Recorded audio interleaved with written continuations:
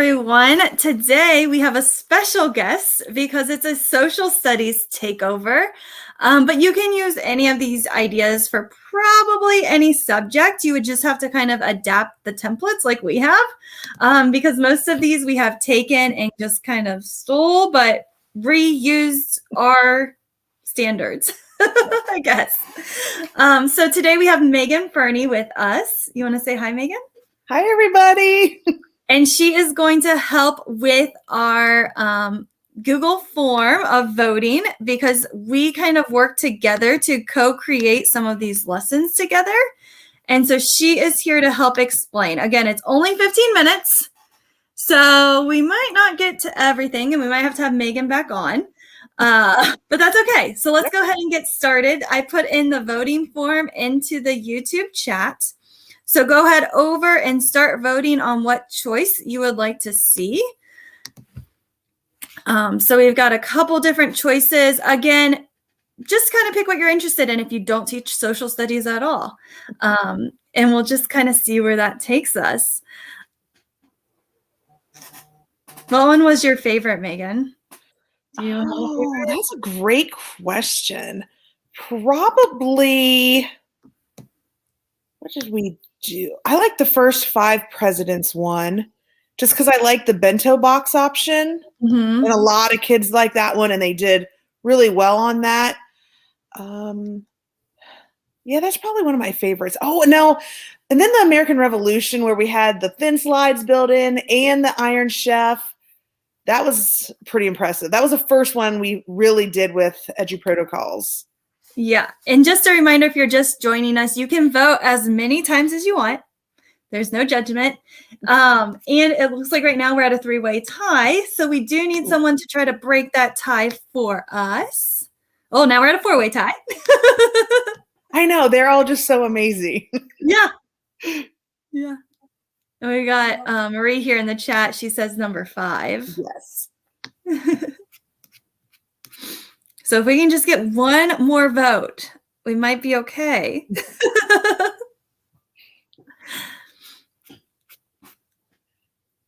And I started with Stephanie, well, probably towards the end of our first semester. So there's a lot of stuff we are going to try for next year. That's why there's not a lot of exploration and, all the stuff leading up to the start of the American Revolution. Because we didn't really connect yet. But now Stephanie's like, repeat 2 peas in a pod. Every day, I think we message each other. All right. Come on, guys. Vote. We need one person to break this tie. I was like, we might have to. There we go. Oh, no, guys. Just keeps going for a tie. That's fun. I was like, we could just get started with option 5.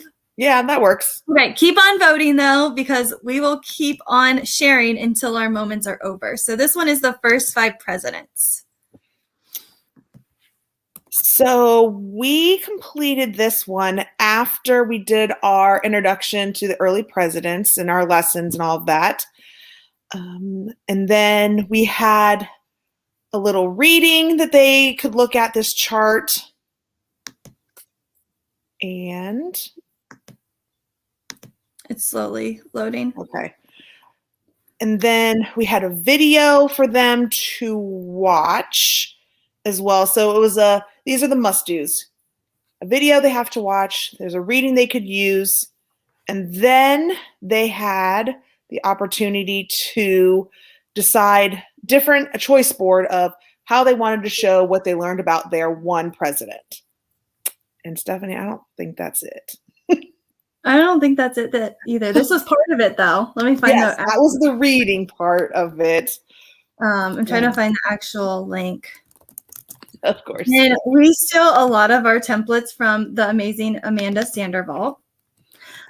So this was one of her templates, and then we just kind of added our own information to this. And this was actually a PDF that we took, and we just kind of made it easier for students to read. So we just took it and we kind of did like all the presidents, and then we did what their party was, major events, and then we just duplicated it, changed the colors, and then did the next 2 columns. So that it was more spaced out for students so that they were able to see all of the information kind of in slides. They could take notes, they could highlight if they needed to, and it made it really easy for students to really kind of dig into their knowledge. And I do not see the template. Let me know if you find it. Yeah. Let me edit this link in here. Let's see if that I'll refresh. works on our slides. There we go. Okay. Yep. So again, Amanda created this template. We just rechanged the colors, I believe, a little bit. Mm-hmm. And then we just kind of did, you have to do this. So they had to take the note catcher, they had to read the reading, they had to do the drag and drop. So drag and drop was on the second slide. So everything, we tried to put it all into that one slide so that students could easily get to all the resources. We were hybrid at this time. Mm-hmm. And so some students were doing some things at home. Some of the activities were done in class. It just really depended on the activity. And the kids came up with some really good activities for this lesson. Yep. And this video note catcher, I believe it was optional, wasn't it? Like, yeah, they were video. Yep. If you needed to take some notes, you had the option. Mm-hmm. And there's a lot of research that shows having the video in the same like window. So if that means students are splitting their screen, if they're taking notes on paper and the video's up on their computer, there's a lot of research on that is really beneficial. So that's what we try to do. We try to put the video here. The kids could play it right into the Google slide, and then they could take notes right beside it. Or some students might want to print this and take notes with their pencil. So we kind of allowed the kids to have that freedom if they felt like they needed that activity.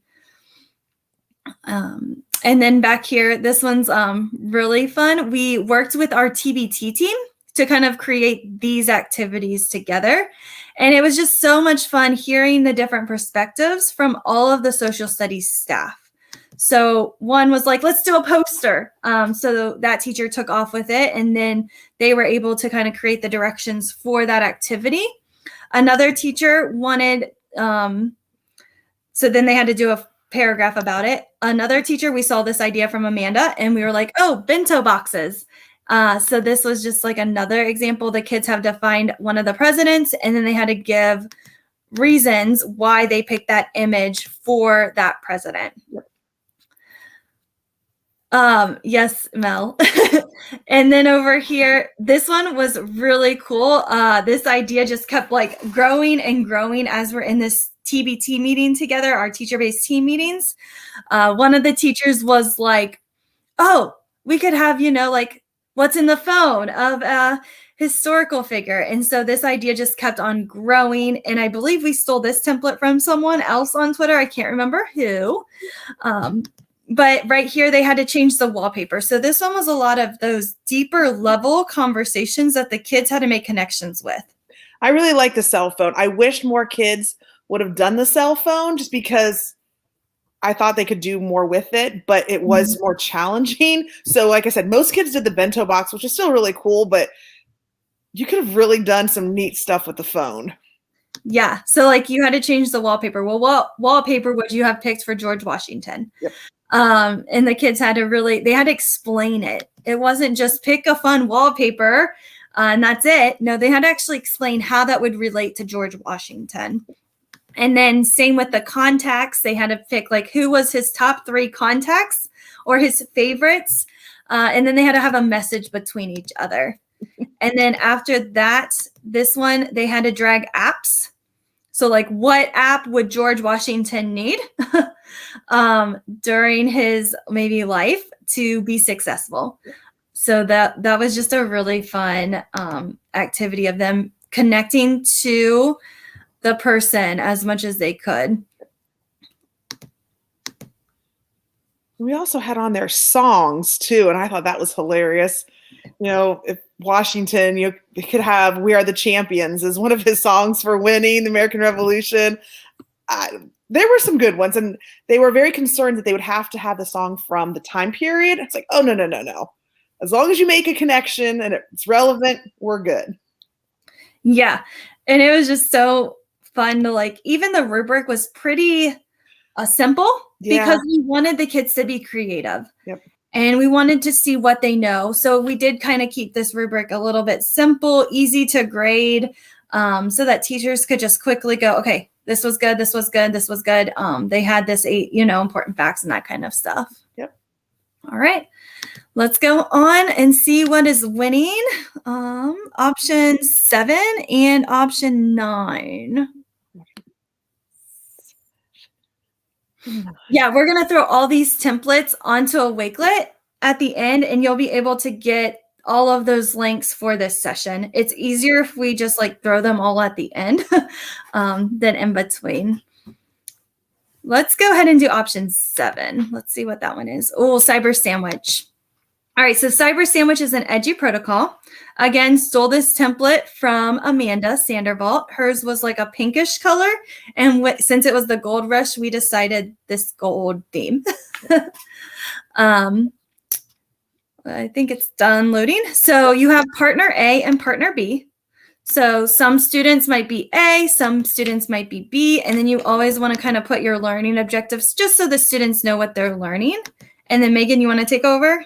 Sure. So partner A would then click the link that's on the picture, and we use Newsela. So they were able to go there, read the article. They can adjust the article to their reading level, and then they are taking their notes about what they read from this one article on the Gold Rush. At the same time, partner B is clicking on the image, and they are reading another Newsela different article about the Gold Rush, and then taking their notes. And at the end, they go to slide 4, and they copy and paste their notes in, and then they look at and talk about what things the articles have in common. So it's like a intense jigsaw because students are reading different articles, and then it's also like a think, pair, share. So they're both coming together to compare and share, which can be really fun. And again, you can use this template for any subject. All you have to do is go into the slide, edit master, and then you can edit to fit your own classroom. Maybe students are solving fractions for math, and you have adding fractions and then multiplying fractions, which are completely different. And so student A might do the adding part and explaining the process of it, where student B is looking at the multiplying part and they're doing that process. And then they're coming together and going, okay, what's similar and what is different about solving these two types of problems? And so it can just be a really good activity for students. And again, you can come in here and see, these are Amanda's notes. She did something with virtual reality. So you can take this to a pretty deep level if you wanted to. And all of the templates are just in here. All I did was go up to this colors. And then once I'm on colors, you can go to choose theme, and then you can change all these colors that you want to change for the theme, and it just quickly changes it for you. Okay, let's see who's winning next. And it looks like this one might be our last one for tonight. This goes super fast.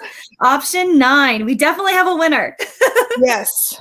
Of course, it's one we haven't technically done yet. I know. This one is coming up. So we have about 5 weeks of school left, I think. No, 6 weeks. 6 weeks of school 29 left. days. Yeah. Yes. 29. And we're ending the year with events leading up to the Civil War and the Civil War. So we're just trying to find ways to keep the kids engaged and learning. So we thought we'd take an Edu Protocol idea of the number Mania and have them come up with anything from battles, hospitalizations, deaths, injuries, whatever, and create a Number Mania Edu Protocol. Yeah, and so Number Mania is students find one fact. I like to explain Number Mania I hated research projects. They take kids way too long to find all these facts and then create whatever they have to create with that information. So Number Mania is a simplified way for your students to do that. It's one fact that the kids have to find in articles that maybe you find for them or they find on the web, depending on what your project is. Once they have that information, they fill out a Google form. So right here is an example of a Google form that the kids are going to fill out. And it's just pretty simple. It has name, number, what does this number represent, and then source. You could change this. And so I could not, if the reason I put name is because this is shared outside of Pickerington, I believe. So I might get rid of that if I'm collecting email addresses. I might not need that. I could get rid of source if I'm giving the kids the source. I wouldn't need that. So then you would just have number and description. So it's two super easy things. Once you have that, you go on to the next step, which is a shared slide deck. So every student has this slide on their deck, and they just go into the speaker notes, add their name for the slide, and then they can drag these little icons that Matt Miller kind of created and create their own infographic. And we gave ideas too, because we're going to let the kids be more creative than just this template right here. So we're going to actually let them use the Noun Project, Icon Mania, Flat Icons. They can use all these different websites to look into creating their graphic. And then they're going to create an infographic. And again, they could use this template that we have for them, or they can use a blank Google slide. They could use a Canva. So they could go to Canva and find an infographic for them and then just plug in the numbers, add infographic or add graphics. They could use Adobe Spark, or they could use Google Draw. All they have to do at the end of this is add a PNG file to the slide so that we can view it like a gallery walk. That's pretty much the only requirement. And then here's just some pro tips. So like you could use remove.bg to remove your background. You could use this website for fonts. You could use colors to figure out what colors need to go together. So all this is kind of like laid out for the students, but what the kids do, because again, you're like, they only have one number. They actually have their whole class's information on a Google Sheet. I could hide the student name if I wanted to. And then all the kids are looking for is the number and what it represents. And then they can create their infographic based on the class research that they did together. So again, can be super fun, engaging way for your students to work together to create these different infographics for the class. And then again, you can do a quick gallery walk and just kind of go through the whole slides. You can have them present for 4 seconds about their Google slide. You can have them present using Flipgrid. Whatever you kind of wanted to do, you could have your students do. Anything else with Number Mania? I'm excited to try this one. So hopefully. Yeah. And now that you've gone through it, now I'm like, oh, that's right. We did talk about that. Yeah. So it can just be really fun for your students to engage in their learning. And again, we're going to throw all of these links. That's all the time we had for. So we will have to have Megan back on. Typically, we only get through 3 of the choice board. Let us know if you enjoyed the social studies takeover or if we should do more of the themed type activities. And again, all the resources, give me about like 15, 20 minutes, and they will be on this Wakelet at the end. So I'm going to throw this link to the Wakelet. And on the Wakelet, you will be able to make a copy. You'll be able to view any of this information. And you can also see past presentations and get those resources as well. So as soon as the session's over, we will add those to the Wakelet. It's going to be called Session 2. And you'll be able to look over all of those resources that you might want to use in your classroom. All right, guys, thank you so much for joining. And don't forget to leave us feedback so we know how to improve. And also visit our website at goldedu.org. Have a good one. Thank you.